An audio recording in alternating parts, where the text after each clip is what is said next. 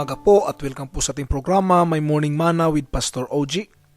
Buksan po natin ang ating Biblia sa Isaiah chapter 40 verse 22.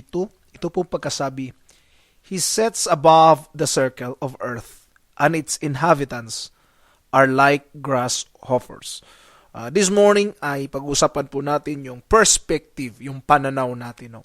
Ang tanong ganito, kailan naging mas malaki ang ibon kaysa bundok? Ang sagot po ay ganito.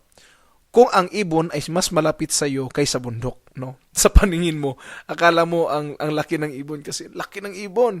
Kasi kung kukuha ka ng picture, ilapit mo yung ibon tapos yung bundok ilagay mo sa likod. Nako, ang laki po ng ibon kumpara sa bundok. Minsan ganoon ang paningin natin sa Diyos, no? Ang laki ng problema ko. Pero ang totoo, sino bang mas malaki? Problema mo o ang Diyos? Sa perspective lang po yan, no? Just as bird is never bigger than a mountain, no problem is ever bigger than God. It's all a matter of changing our perspective. Kung ating perspective ay nakatuon sa problema, of course, ano pong mangyayari? Troubled po tayo, no? Puno po tayo ng pagkabalisa. Bakit? Ang nakikita natin, problema eh. At ang paningin natin sa Diyos ay napakaliit na lang. When you magnify the problem, ang problema ang lumalaki, hindi ang Diyos. But when we magnify the Lord o sambahin natin ang Diyos po ang lumalaki. So ano po ang key? Worship God. Magnify the Lord. Praise His name.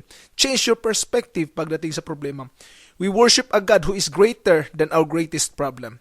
Mas malaki pa po ang ating Diyos kaysa problema pong ating kinakaharap. Kaya i-challenge ko po kayo sa umagang ito. Always trust in God. Always believe in God. Kahit gaano man yung kalaki ng problema mo, alam ko po na mas malaki pa ang Diyos na ating pinaglilingkuran. Kaya magtiwala po tayo sa Kanya sa lahat ng oras. God bless po at magandang umaga.